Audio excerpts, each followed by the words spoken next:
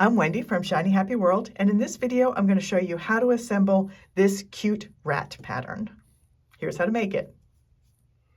Okay, in this video I'm going to show you how to assemble the rat pattern, and this is how to do it if you do not have a light box. So I've got all of my pieces cut out. You cut them out on the solid lines, and then any dotted lines you transfer over to the fabric side of the piece, and the solid lines that are inside. So the dotted lines are placement guides that are going to tell you where other applique pieces are going to go. The solid lines are stitching lines, and those are going to show you where you're going to stitch some detail lines. And to transfer those, I always use just a fine tip Sharpie, nothing fancy. That is a permanent pen, but you're going to stitch over it with black thread, so it really doesn't matter that it's permanent.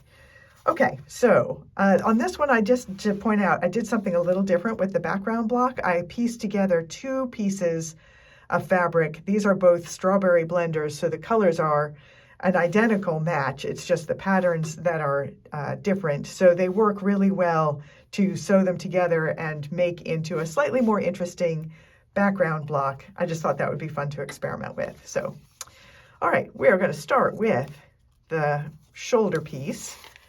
I like to do most of my blocks what I call snapshot style. So that is, the cut edge is going to be lined up with the raw edge at the bottom of your block. So snapshot style means I snapped a photo of this rat and I zoomed in on his face. So he has a body, it's just not showing up in the photo. And to get that illusion, I line that straight edge up with the bottom edge of the block. And then when I sew my blocks together, that's going to be tucked into the stitching line, so it'll look like it's coming right out of there and give you the illusion of a cropped photo. If you prefer to make yours what I call emoji style, which is more floating in the middle of the block, I advise you to leave that neck piece off and just float his head in there. So we've got a head piece, and that is pretty well centered. When he's not centered and looking forward, it's a little trickier sometimes to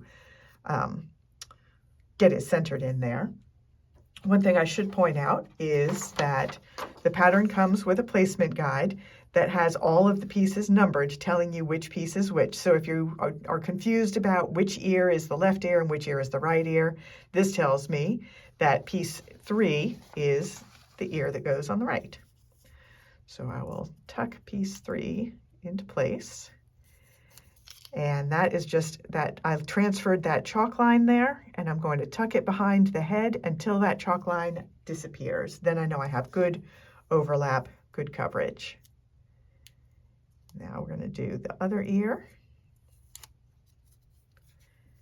And that goes right in here. And now you could leave it at that, but I did give this one inner ears just to add a little more detail. This is a very, very, very simple pattern. That just tucks right behind there. And same thing with the other inner ear. And I usually make the inner ears a lighter color than the outer ear. We just cover up the chalk marking on the ear there. Now we have a nose and eyes. So his nose covers up that chalk line. And now he's got 2 eyes. And I decided to do the eyelashes on this one, but you do not have to. And I'll show you some samples where I did not do the eyelashes at the end of this.